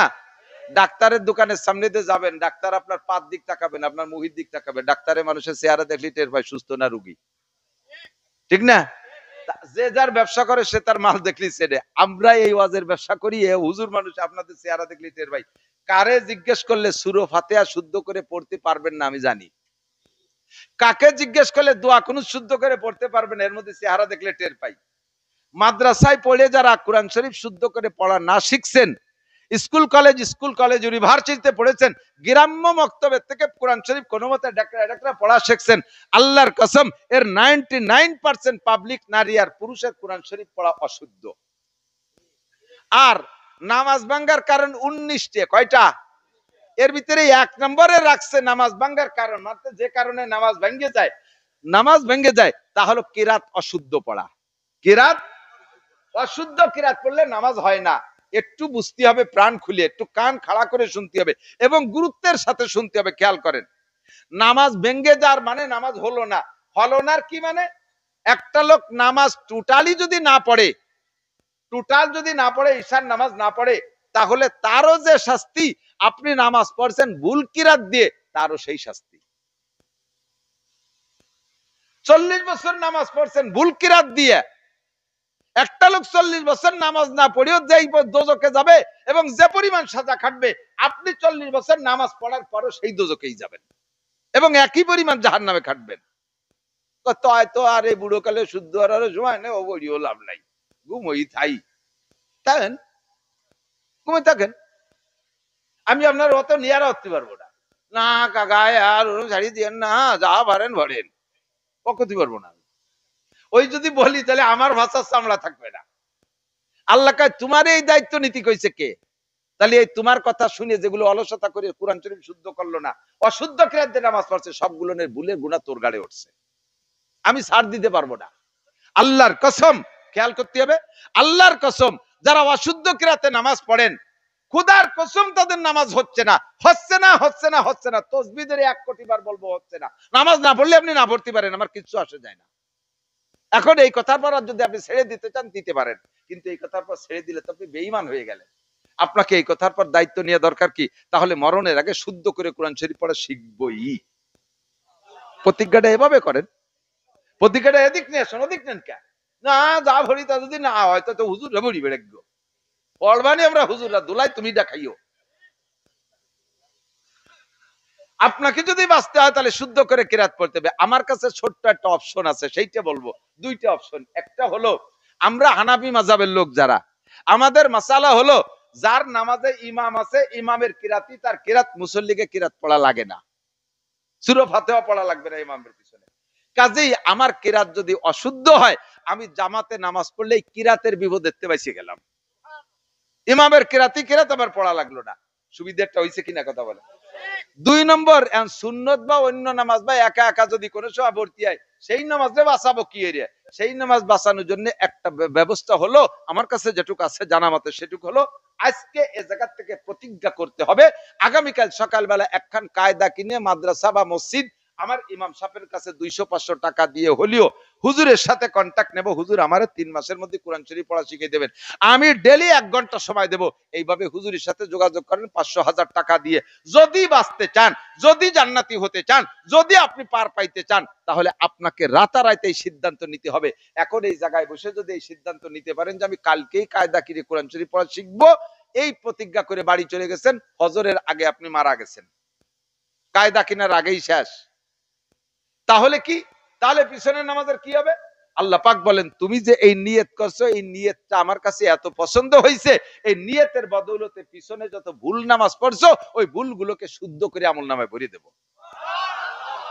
এই একটা অপশন খোলা আছে, তাই ছাড়া নাই। এখন যদি আপনি কোন যে তাহলে আর কিছুদিন এই আকাম করতে থাকি, 6 বছর পরে যে কায়দা কিনবো, তাহলে একবারেই সারিয়ে নেব, 6 বছর বাঁচবেন কি না এর তো কেন গ্যারান্টি নাই, তা তো আগেই বলছি। প্রতিজ্ঞাটা এখনই হতে হবে, প্রতিজ্ঞাটা এখনই হতে হবে। আমার যুবকরা, তোমাদের ব্রেন আছে, বিশেষ করে যুবকরা, বুড়োরা কি কাজ আছে? কোনো কাম নাই, কাজ নাই, সাত দোকানে বসে বসে ফাও দরবার, হাসি ডেরে উঠো, খালে দারে ডুবো, এই ফাও দরবার করে করে ঘন্টার পর ঘন্টা সময় নষ্ট করতেছেন। আপনার এই সাত দোকানের রাজনীতি পদ্মা পার হয়ে ডক্টর ইউনূসের অফিসে যায় না। কাজে কাজে আপনার সময় আপনি কেন নষ্ট করেন? কাকা সকালে এসে দেখলাম আপনি এই জায়গা, দুপুরে এই জায়গা, কি করেন? সময় কাটাই। কি রে সময় কাটানোর তর্জমা কি আমি তো বুঝি না। আমি একটা জিনিস বুঝছি, সময় কাটানোর মানে হলো উনার মরার কথা ছিল 20-22 বছর আগে, তা মরে নাই, 20 বছর হাতে টাইম পাইছে, তাই চার দোকানে কাটায়, তাই ছাড়া আর কি। নইলে তো সময়ের কাজে লাগাইতে। মানুষের হায়াতের একটা মিনিটও এমন না যে সময়টা বেকার আর তাই আপনি চার দোকানে কাটাইবেন। মা বোনরা টেলিভিশনের সামনে সময় নষ্ট করেন, ফেসবুক ইউটিউবের ভিতরে গেম খেলে খেলে সময় নষ্ট করেন। ও যুবকদের হাত তো এখন অটো হয়ে গেছে, হাতে মোবাইল নাই, রাস্তায় দিয়ে যে এইরকম হারমোনি বাজাতে বাজাতে যাচ্ছে, হাত অটো হয়ে গেছে।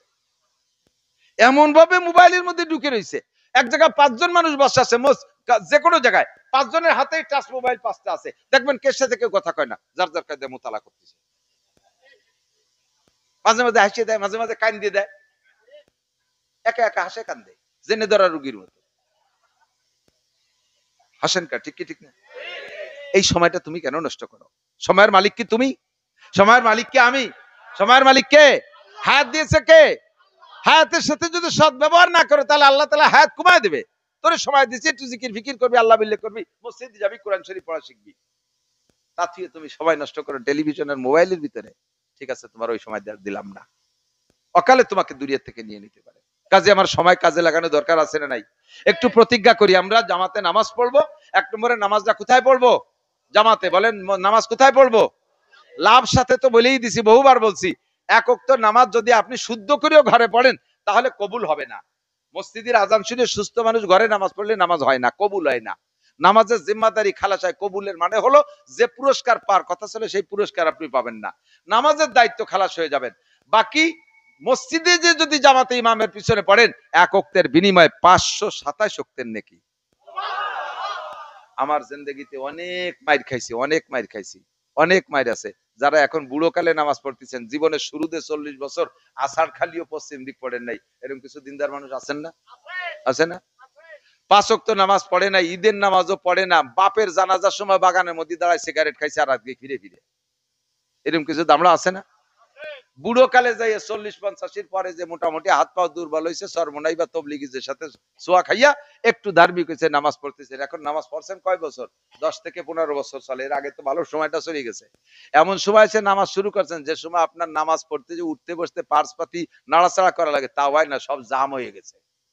দাইবে ভাষার সাথে একটা চেয়ার লাগায় যে মসজিদে বসে, আছে না চেয়ারম্যান মুসল্লি? চেয়ারম্যান মুসল্লি আছে না? কথা কন না কেন? মুরব্বীরা সাক্ষী দেন, আজ থেকে 30 বছর আগে বাংলাদেশের কোন মসজিদে চেয়ার দেখছেন বলে আমার মনে হয় না।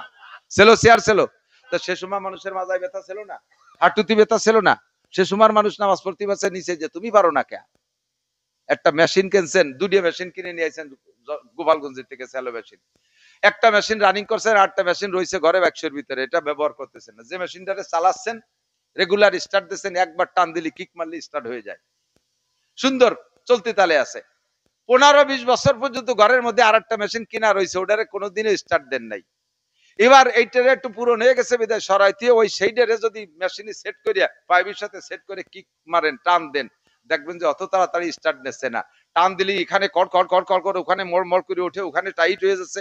কি হয়েছে? মেশিনে কয় কাকা টান দিয়ে না, রক ছিঁড়ে যাবে রে, সব জায়গা গিরিশ ফিরিশ টাইট হয়ে গেছে, ঠিক না? যারা ছোটবেলা থেকে নামাজ পড়ে তারা হাঁটু গিরে গুড়ি সব জায়গায় রানিং আছে, আল্লাহর রহমতে তাকে অসুবিধা হয় না। 60 বছর পর্যন্ত নামাজ পড়ে নাই, বুড়ো কালে একটু হজ উমরা করে আসে, একটু চরমনাইতে গুল্লি দিয়েছে, নামাজ পড়তে গেছে, এখন কি কারে টান দিয়েছে, এখানে ওখানে কড় কড় কড় কড় করে উঠতেছে, কয় যে পারা যাচ্ছে না, তাড়াতাড়ি হাসপাতালে চেয়ার দাও। তুমি চেয়ারম্যান হয়েছো বিনি ভোটে, ভোট ছাড়া চেয়ারম্যান হয়ে গেছে।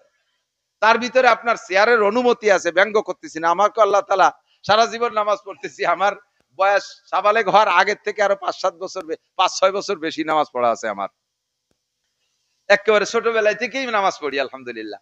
তো তারপরও আল্লাহ তাআলা আমাকে এরকম বিপদে ফেলাই দিতেই পারে। লাইসা আলাল মারিযি হারাজুন, রোগীর জন্য কোনো মাসালা নাই, রোগীর যে জায়গা যে রোগ সেই জায়গা থেকে আল্লাহ তাআলা সুযোগ দিয়ে দিয়েছে, কাজেই চেয়ারে নামাজ পড়া জায়েজ আছে। কিন্তু মাসালাটা তো আপনাকে জানতে হবে।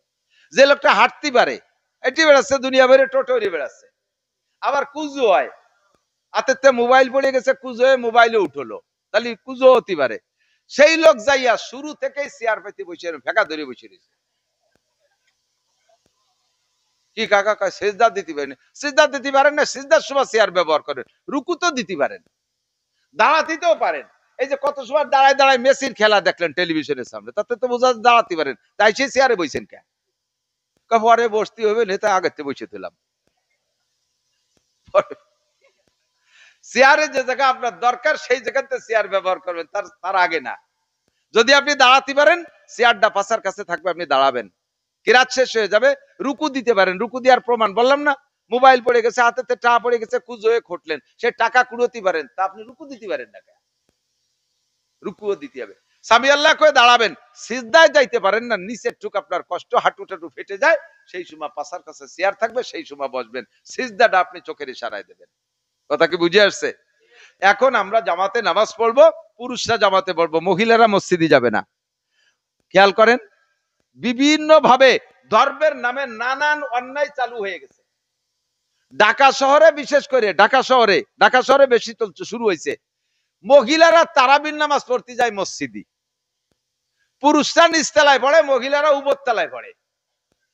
দুনিয়ার সব জায়গা পুরুষরা উপরে, মহিলারা নিচে, মসজিদে যে মিটিংয়ে উপরে উঠে দিচ্ছে।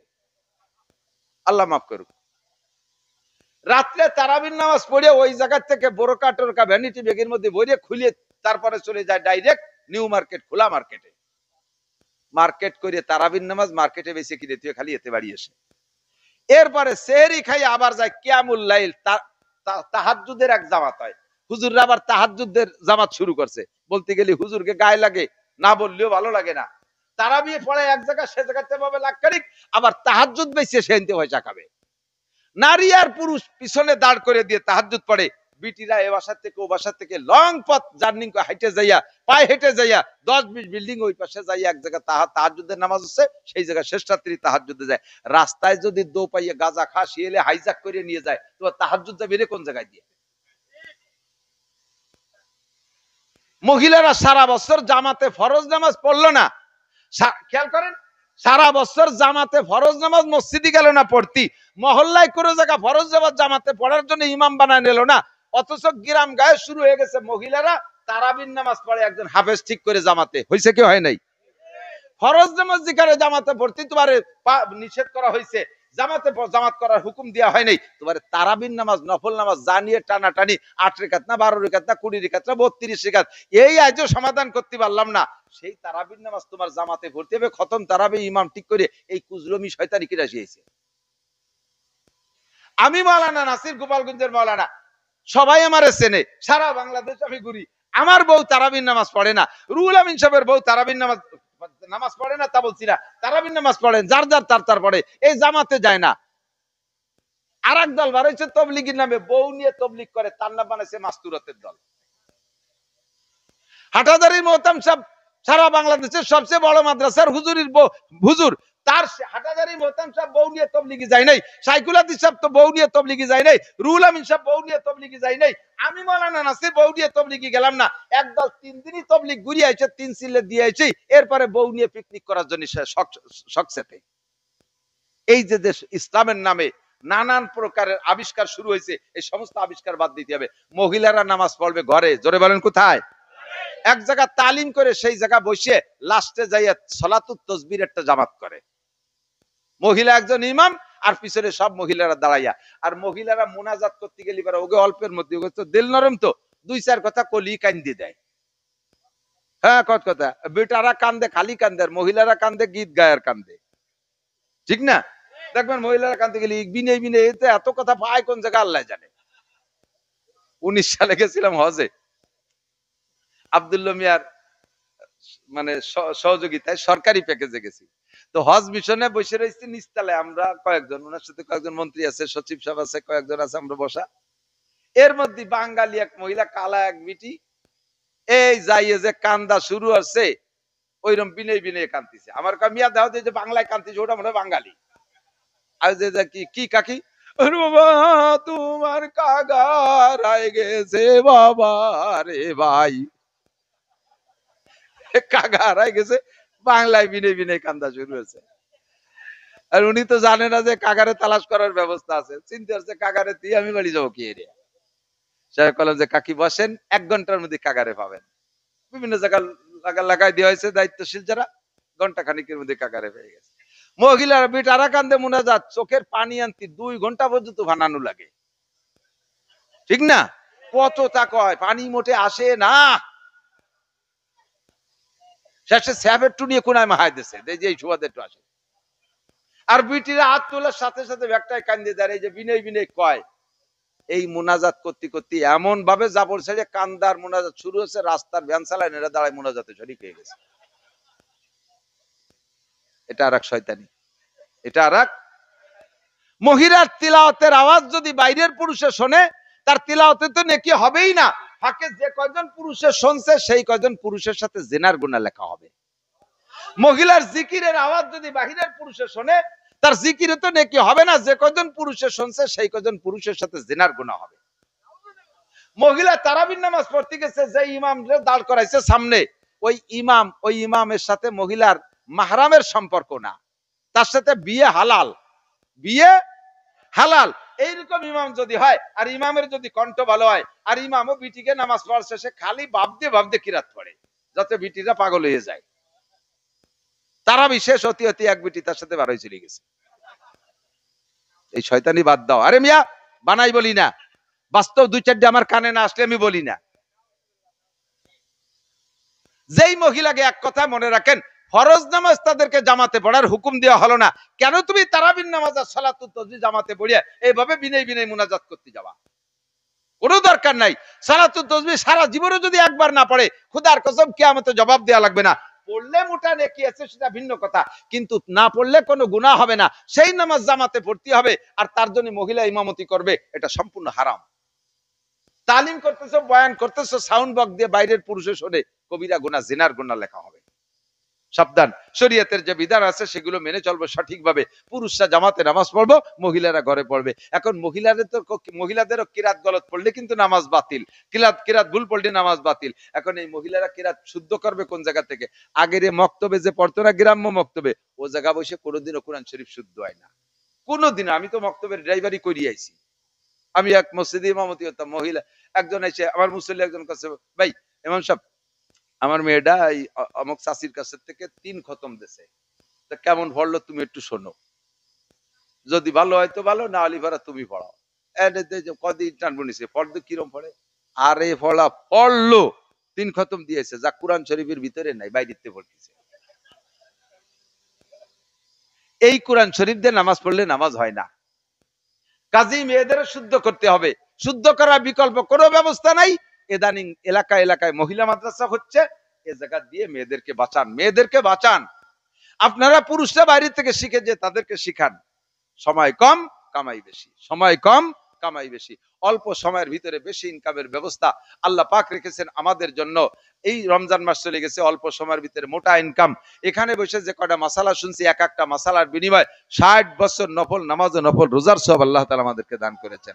সামনে শুদ্ধ করে কিরাত পড়ার কি বলা হয়, কোরআন শরীফ শুদ্ধ করে পড়ার প্রতিজ্ঞা কি করা যেতে পারে? একটু মনের থেকে একটু হাত জাগানতে যে আমি পড়া শিখবই না, গতানুগতি করছে। কালকেই মক্তবে ভর্তি হতে হবে, কায়দা কিনে। রাজি আছেন ইনশাআল্লাহ? আল্লাহ কবুল করুক, বলেন আমিন। আপনি দোয়া কুনুত পড়ছেন, এদিক তাকান, কি পড়ছেন একটু, কেন পড়বেন না, কেন শিখবেন না? আমি বলি, দোয়া কুনুত পড়েন না নামাজে? ওয়ানাশকুরুকা বলেন, ওয়ালা নাকফুরুকা। আল্লাহ তোমার নিয়ামতের শুকর আদায় করি, এত নিয়ামত দেশে শুকর আর কার আদায় করবো, তোমার শুকর আদায় করি। ওয়ালা নাকফুরুকা, আল্লাহ জীবনেও কোনোদিন তোমার কুফরি করব না, তোমার নাফরমানি করব না। শুকরের বিপরীত হলো কুফর, আমার তোমরা নাশুকরি করব না, তোমার কুফরি করব না। এটা হলো দোয়া কুনুতের অঙ্গীকার। কিন্তু আপনি পড়ছেন কি জানেন? আপনি ওই যে টান টন জানেন না, ওয়ানাশকুরুকা ওয়ালা নাকফুরুকা ওয়ানাখলাউ ওয়ানাতরুকু, দমাদম মারি দিয়েছেন। আপনি কি পড়ছেন জানেন? আল্লাহ এতদিন শুকর আদায় করছে, সামনের থেকে অবশ্যই কুফরি করব, অবশ্যই নাফরমানি করব, আর শুকর আদায় করতে পারবো না। ওয়ালা নাকফুরুকা, লামে তাকিদ, পারবো না, আমি তাকিদ দিয়ে বলতেছি। ঈমান থাকবে, নামাজ না খালি ঈমান থাকবে। এত বড় বড় মায়ের খেয়ে বসে রয়েছেন, এত বড় বড় মায়ের খেয়ে বসে রয়েছেন। আল্লাহ তাআলা আমল করার তৌফিক দান করেন। হুজুর বলেন, মান আতানি ফাকাদ আতা আল্লাহ ওয়া মান আসানি ফাকাদ আসাল্লাহ। যে আমার অনুসরণ করে সে আল্লাহর অনুসরণ করলো, যে আমার অনুকরণ করে সে আল্লাহর অনুসরণ করলো, যে আমার সাথে নাফরমানি করে সে আল্লাহর সাথে নাফরমানি করলো। কারণ আল্লাহ পাক নবী পাককে আমাদের সবাইকে বলে দিয়েছেন, মা তাকুমুর রাসূলু ফাখুযুহু ওয়া মা নাহাকুম আনহু ফান্তাহু। আমার রসুল তোমাদের যাকে যেটা করতে বলে, যেটা যেভাবে করতে বলে সেইটা সেইভাবে করো, আর যেটা যেভাবে ছাড়তে বলে সেইটাকে সেভাবে ছেড়ে দাও। ও আমার যুবক প্রাণ প্রিয় বন্ধুরা, আমার দিক তাকাও, যুবকরা আমার দিক তাকাও। তুমি যে মাথায় এক গোছা চুল রাখছো, হিসাব কি কোনোদিন করেছো নবী পাক এইভাবে রাখছে কিনা? আবু বকর এমন চুল রাখছে কিনা? তোমার চুলের কাটিং মেসি কাটিং, তোমার দাড়ির কাটিং নেইমার কাটিং, তোমার মাথার অবস্থা কি হয়ে দাঁড়াইছে? বিদেশিদের কাটিং এ তুমি চুল রাখো, অথচ তুমি দাবি করো উম্মতে মুহাম্মাদি। তুমি যে কোয়ালিটিতে চুল রাখছো, নিজেকে নিজে খুব স্মার্ট ম্যান মনে করতেছো। চুল কাটছে সেলুনের ভিতরে তো মডেল দেয়া আছে, এই মডেলে কাটো, এই মডেলে কাটো। যে মডেলে চুল কাটছো, নিজেকে নিজে খুব স্মার্ট মনে করতেছো, নিজেকে নিজে খুব খুব গর্বিত মনে করতেছো। তুমি রাস্তায় হাঁটিয়ে দেখছো, সামনের বার বেটারা না করলেও রুচিশীল দিনদার ইমানদাররা কয় যে বাদামি কাটতা, কয় না এ বাদামি কাটতা, ও করে কয় কোন তোর চুল কাটা। আগে ছোটবেলা জানতাম চোর ধরা পড়লি চোর রে কেসি দিয়ে এদিকে এদিকে আইলিও যাইলে 3-4 পোষ চুল কেটে দিত, ঠিক না? আর এদানিং 150, 200, 300 টাকায় দিয়ে চোর সাজিয়ে আসে। এ পাশে 3 পোষ, এ পাশে 3 পোষ, গুটি খানিক টাকা সেলুনি দিয়ে চোর সাজিয়ে আসে। তুই চুরি হচ্ছিস আমরা জানতাম না, তাই তুই নিজেই সেই চোর চোর প্রমাণ হলি, ঠিক কিনা? সব অন্যায় থেকে ফিরে আসতে হলে আমাকে উপযুক্ত একটা সময় জায়গা মতো দিতে হবে, উপযুক্ত একটা সময় জায়গা মতো দিতে হবে। সেই উপযুক্ত সময়টা কোথায় দেবেন? দিন শেখানোর জন্য। দিন শেখানোর জন্য সাধারণ পাবলিকের দুইটা জায়গা আছে। একটা হলো আহলে হক, হক্কানি কামেল পীর। আবার হক্কানি কামেল পীর আপনারা চেনেন না, আমাদের ফাঁকে ফাঁকে ভণ্ডদের কাছে চলে যায়। আর একটা কষ্ট লাগে, আপনারা পীর চিনার জন্য মনে একজন হক্কানি আলেমের অনুসরণ করে, স্থানীয় যারা আলেম তাদের কাছে জিজ্ঞেস করবে, হুজুর আমি তো একটু বায়াত হতে চাই, কোন পীরের কাছে, কোন হুজুরির কাছে যাব? হুজুর যাকে বলে দেয় তার কাছে যাবেন। আমাদের বাড়ির কাছে গহরডাঙ্গা হযরত মাওলানা রুহুল আমিন সাহেব হুজুর, উনি কামেল পীর, হুজুরির কাছে বায়াত হওয়া যায়। আমাদের এপাশে আছে নগরকান্দা মুফতি আব্দুল গফফার সাহেব। আমাদের খুলনা থেকে আসে মুফতি নুরুল আমিন সাহেব, এন্ডা কামেল পীর। খুলনা দারুল মাদ্রাসা আছে মুস্তাক সাহেব, শিব্বির সাহেব। সারা বাংলাদেশে সব জায়গা পরিচিত চরবনের পীর সাহেব। এন্ডা আহলে হক উলামায়ে কেরাম, আহলে হক পীর। তাদের কাছে বাকি যেই পীরের কাছে গেলে মাসিক হলেও কমপক্ষে একবার আপনাকে শরীয়তের মাসালা মাসাইলে প্রশিক্ষণ দেয়, ওই পীরের কাছে আপনি যাবেন। যেই পীরের কাছে নারী পুরুষের অবাধ বিচরণ আছে, পর্দা পশিদার কোনো বালাই নাই, খালি লাফালাফি ফালাফালি আর খাওয়া খাই আছে, খুদার কসম ওইটা পীরের আড্ডা না, ওটা শয়তানের আড্ডা। কিসের আড্ডা? শয়তানের আড্ডা। ও জায়গা যাবেন না, ও জায়গা কখনো যাবেন না। আর সারা দুনিয়া ব্যাপী আন্তর্জাতিক মোবাইল মাদ্রাসা, ব্রাহ্মমান মাদ্রাসা, দাওয়াত ও তাবলীগের মেহনত। আমাদের আপনাদের এই অঞ্চলের কৃতি সন্তান, আমাদের গোপালগঞ্জের তবলিগ জামাতের শীর্ষ মুরব্বী হযরত মাওলানা মহিবুল হক সাহেব, ভবানীপুর মাদ্রাসার মুহাদ্দিস শাইখুল হাদিস, হুজুর আলো তবলিগের জিম্মাদার। হুজুরের সাথে যোগাযোগ রাখবেন, এলাকার আলেমদের সাথে সময় যোগাযোগ রেখে প্রত্যেকে একটু সময় তবলিগে দেন, এবং আহলে আলেমদের সাথে দেবেন। কয় পাবলিক গেছে এটি খেয়াল করেন, কয় পাবলিক। যে জামাতে গেছে একজন আলেম নাই, সব পাবলিক মূর্খ। আপনিও আর এক মূর্খ গেছেন সেই সাথে। তা মূর্খের সাথে মূর্খ ঘুরে কি শিয়া যাবে? কিছু শিয়া যাবে? আজকে ঈশার পরে বসে গত 3 ওয়াক্তে কি খালাম, খাওয়াটা কেমন হলো, এরির দরবার। আগামীকাল কি খাওয়া যাবে তারই প্ল্যান প্রোগ্রাম। চিল্লে বইরে খাওয়া দাওয়ার প্ল্যান প্রোগ্রাম, খাইয়ে দেয় পিকনিক করে লাস্টে গটি কম্বল গুছাইনি বাড়ি চলে আসে। এছাড়া আর কিচ্ছু না। আলেমের সাথে গেলে, আমি তবলিগে নিয়েছি যে জামাত 12 জন যুবকরে কোরআন শরীফ পড়া শিখে 8 পারা সবক পড়ায় বাড়ি আনছি আল্লাহর রহমতে। বুড়ো যে কয়জন ছিল তাদেরকে মোটামুটি জের জবর জজম তাসদিদ শিখে ফেলাইছিলাম। আর এক চিল্লে থাকতে বলি তাদেরকেও কোরআন শরীফ পড়া শিখে আনতে পারতাম। এই জরুরি মাসালাগুলো, নামাজ ভাঙ্গার কারণ, অজু ভাঙ্গার কারণ, নামাজের ফরজ, অজুর ফরজ, গোসলের ফরজ, সব শিখাইয়া বাড়ি আনছি আল্লাহর রহমতে। এই জন্য আলেমরা যখন তবলিগি যায় তখন তবলিগি যাবো, রাজি আছি তো ইনশাআল্লাহ। আর তার আগ পর্যন্ত কায়দা কিনে মহল্লার মসজিদের হুজুরের সাথে যোগাযোগ করেন, তার আগ পর্যন্ত সর্বক্ষণ জামাতে নামাজ পড়ার চেষ্টা করেন। আল্লাহ তাআলা আমাদের আমল করার তৌফিক দান করুক, সবাই বলি আমিন। ঈদের পরে তো কষ্ট হয়ে গেছে, কি হ্যাঁ,